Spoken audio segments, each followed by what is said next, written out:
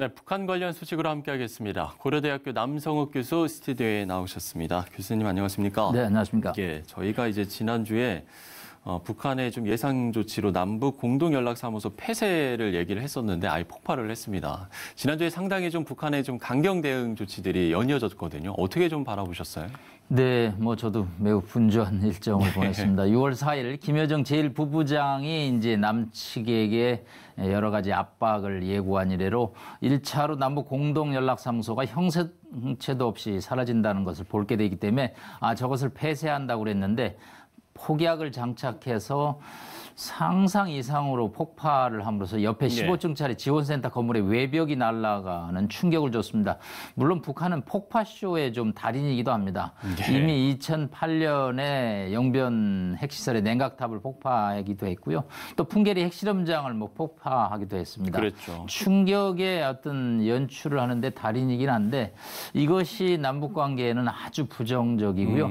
일단은 이번 주는 지금 이제 삐라 전단 살포를 둘러싸고 남측이 아주 긴장을 고조하고 있습니다. 북한은 1200만 장의 대남 삐라, 그다음에 3000개의 풍선 폭탄을 지금 보내겠다고 예고를 하고 있고 또 우리 탈북자 단체는 25일을 기해서 날씨와 여건이 맞으면 대북 전단을 날려보내기 때문에 이번 주에는 전단을 둘러싸고 양측의 긴장이 고조될 것으로 보입니다. 예, 북한의 요구 조건이 뭘까를 분석하는 보도는 상당히 많은 것 같습니다. 일단 우리가 특사도 이야기를 했지만 특사도 안 받겠다, 대화도 안 하겠다, 지금 이러고 있는 상황이거든요.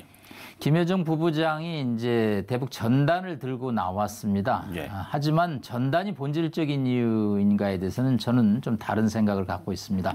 일단 청와대하고 통일부가 4시간 만에 전단 금지법을 만들겠다. 또 접경 지역에 있는 지자체장들이 적극적으로 이를 막겠다 해서 북한의 요구에 화답을 했거든요. 그렇지만 김여정 부부장이 예고한 대로 연락사무소를 폭파한 이유는 남측 정부에 대한 근본적인 불만이죠.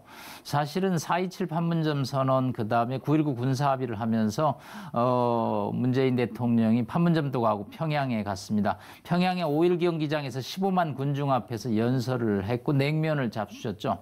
이것에 대해서 북한은 보답이 있어야 된다고 한 거죠. 남북 철도도로 연결, 개성공단, 금강산 거창한 담론을 얘기했지만 자신들이 손에 쥐는 것은 없었다.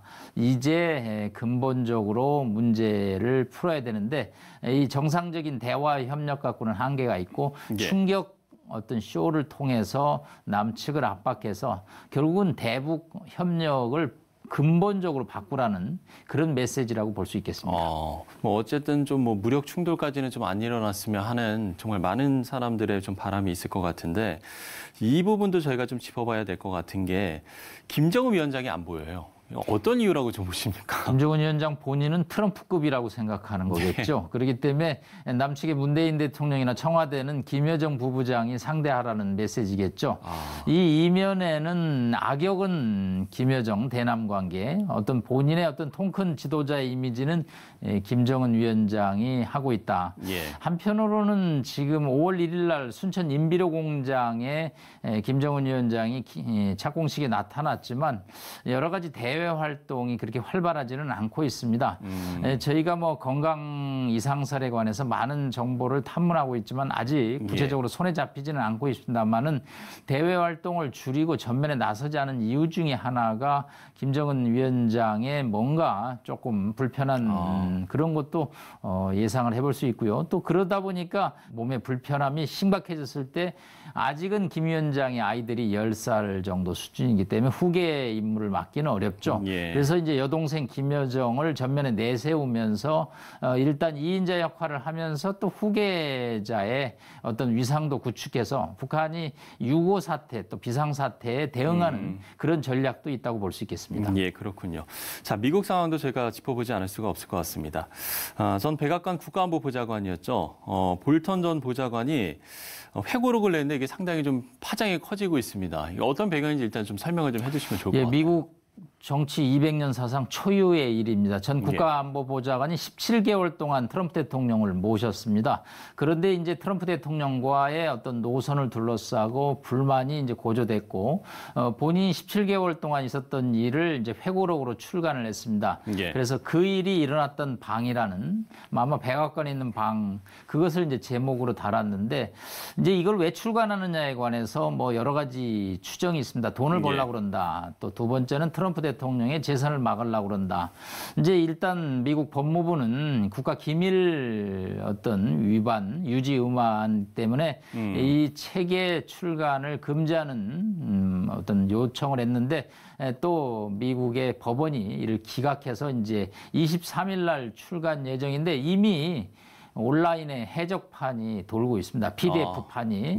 그래서 이제 존 볼튼이 돈을 벌려고, 인세를 많이 벌려고. 왜냐하면 아마존닷컴에서 뭐 이미 예비 주문 순위 1위 했기 때문에 이게 진짜 오프라인으로 출간되면 큰 돈을 벌 것이다 그랬는데, 아마 온라인으로 이미 해적판이 돌아서 생각만큼 큰 돈은 벌지 못할 것이다. 뭐 이런 추정을 하고 있습니다. 그럼에도 아마 좀 이게 만약에 이제 출간이 된다고 한다면 정말 많은 분들이 좀 사서 보지 않을까. 그만큼 좀 그 책 내용에 여러 가지 좀 비하들이 많았었던 것 같더라고요. 네, 트럼프 대통령이 워낙 예측 불가능한 대통령으로 지금 일을 하고 있기 때문에 그 비하인드 스토리에 대해서 궁금한 점이 많죠. 그렇죠. 특히 이 책에 이 코리아라는 단어가 굉장히 한 700번 이상 나옵니다. 그래요? 차이나라는 단어가 한 200~300번 나오는데 반해서 그러다 보니까 이제 김정은 위원장과의 미국 정상회담에 많은 내용을 할애하고 있습니다. 전체적으로 트럼프 대통령이 즉흥적이다라는 거죠. 그때마다 본인의 재선에 도움이 되는 그런 방향으로 의사결정을 했다. 그러면서 이 존 볼튼 보좌관은 대통령으로서 가져야 될 어떤 자질이 매우 부족한 사람이고 그래서 재선에 대선은 안 된다. 자기는 바이든을 투표하겠다라고. 그래서 이제 결국은 뭐 트럼프 대통령의 낙선을 겨냥한 회고록이 아니겠냐. 그렇지만 이제 또 너무 주장이 본인 중심으로 일방적이라는 내용도 또 있습니다.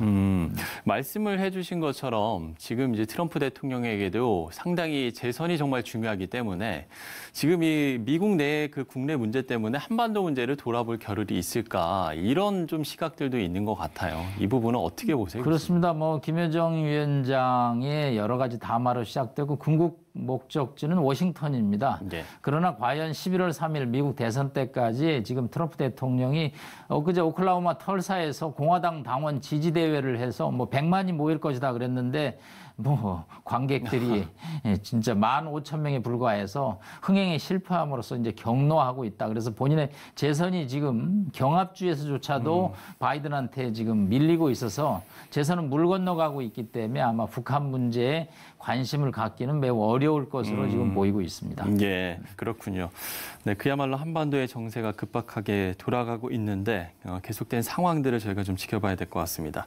한 주간의 북한 관련 소식 고려대학교 남성욱 교수와 이야기를 나눠봤습니다. 오늘 말씀 고맙습니다. 고맙습니다.